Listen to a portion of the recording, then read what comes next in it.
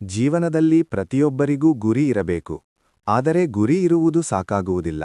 ಅದು ಹೇಗಿರಬೇಕು ಎಂಬುದೇ ಯಶಸ್ಸಿನ ಮೂಲ. ಗುರಿ ಸ್ಪಷ್ಟವಾಗಿದ್ದರೆ ದಾರಿ ಸಿಗುತ್ತದೆ. ಗುರಿ ಗೊಂದಲವಾಗಿದ್ದರೆ ಜೀವನವೇ ಗೊಂದಲವಾಗುತ್ತದೆ.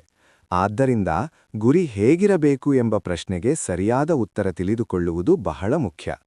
ಮೊದಲನೆಯದಾಗಿ, ಗುರಿ ಸ್ಪಷ್ಟವಾಗಿರಬೇಕು. ನಾನು ಯಶಸ್ವಿಯಾಗಬೇಕು ಎಂಬುದು ಗುರಿಯಲ್ಲ, ಅದು ಕೇವಲ ಆಸೆ. ನಾನು ಉತ್ತಮ ಡಾಕ್ಟರ್ ಆಗಬೇಕು ಅಥವಾ ನಾನು ನನ್ನ ಕ್ಷೇತ್ರದಲ್ಲಿ ನಂಬರ್ 1 ಆಗಬೇಕು ಎಂಬುದು ಸ್ಪಷ್ಟವಾದ ಗುರಿ. ಸ್ಪಷ್ಟತೆ ಇದ್ದಾಗ ನಿಮ್ಮ ಪ್ರಯತ್ನಗಳಿಗೆ ದಿಕ್ಕು ಸಿಗುತ್ತದೆ. ಎರಡನೆಯದಾಗಿ, ಗುರಿ ನಿಮ್ಮ ಮನಸ್ಸಿನಿಂದ ಬಂದಿರಬೇಕು. ಇತರರು ಹೇಳಿದುದರಿಂದ ಅಥವಾ ಸಮಾಜದ ಒತ್ತಡದಿಂದ ಗುರಿಯಿಟ್ಟುಕೊಂಡರೆ ಅದರಲ್ಲಿ ನೀವು ನಿಜವಾದ ಸಂತೋಷವನ್ನು ಕಾಣುವುದಿಲ್ಲ.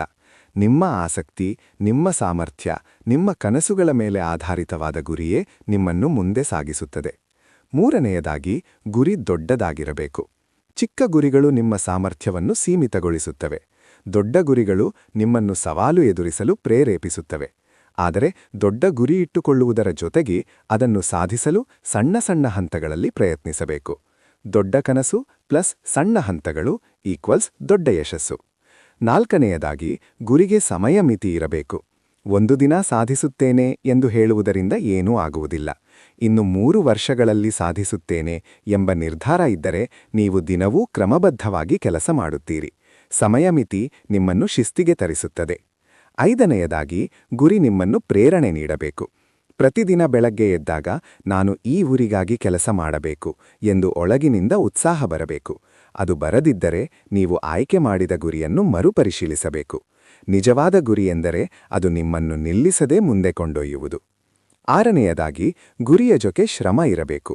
ಗುರಿ ಇಟ್ಟುಕೊಂಡು ಶ್ರಮ ಮಾಡದಿದ್ದರೆ ಅದು ಕನಸಾಗಿಯೇ ಉಳಿಯುತ್ತದೆ. ಪ್ರತಿದಿನ ಸ್ವಲ್ಪವಾದರೂ ನಿಮ್ಮ ಗುರಿಯತ್ತ ಹೆಜ್ಜೆ ಇಡಬೇಕು. ಯಶಸ್ಸು ಒಂದು ದಿನದಲ್ಲಿ ಬರುವುದಿಲ್ಲ, ಅದು ಪ್ರತಿದಿನದ ಸಣ್ಣ ಪ್ರಯತ್ನಗಳ ಫಲ. ಕೊನೆಯದಾಗಿ, ಗುರಿ ನಿಮ್ಮ ವ್ಯಕ್ತಿತ್ವವನ್ನು ನಿರ್ಮಿಸಬೇಕು. ಹಣ, ಖ್ಯಾತಿ ಮಾತ್ರ ಗುರಿಯಾಗಬಾರದು. ನಿಮ್ಮ ಗುರಿ ನಿಮ್ಮನ್ನು ಒಳ್ಳೆಯ ವ್ಯಕ್ತಿಯಾಗಿಸಬೇಕು. ಸಮಾಜಕ್ಕೆ ಉಪಯೋಗವಾಗುವಂತಹ ಗುರಿ ಇದ್ದರೆ ಅದರಿಂದ ನಿಮಗೂ ಸಂತೋಷ ಸಿಗುತ್ತದೆ, ಇತರರಿಗೂ ಉಪಕಾರವಾಗುತ್ತದೆ. ಸಾರಾಂಶವಾಗಿ ಹೇಳುವುದಾದರೆ, ಗುರಿ ಸ್ಪಷ್ಟವಾಗಿರಬೇಕು, ನಿಮ್ಮ ಮನಸ್ಸಿನಿಂದ ಬಂದಿರಬೇಕು, ದೊಡ್ಡದಾಗಿರಬೇಕು, ಸಮಯ ಮಿತಿಯೊಂದಿಗೆ ಇರಬೇಕು, ಪ್ರೇರಣೆಯನ್ನು ಕೊಡಬೇಕು ಮತ್ತು ಶ್ರಮದೊಂದಿಗೆ ಸೇರಿರಬೇಕು. ಇಂತಹ ಗುರಿಯೇ ನಿಮ್ಮ ಜೀವನವನ್ನು ಬದಲಾಯಿಸುತ್ತದೆ. ಗುರಿ ಸರಿಯಾಗಿದ್ದರೆ ದಾರಿ ಸ್ವತಃ ಸಿಗುತ್ತದೆ.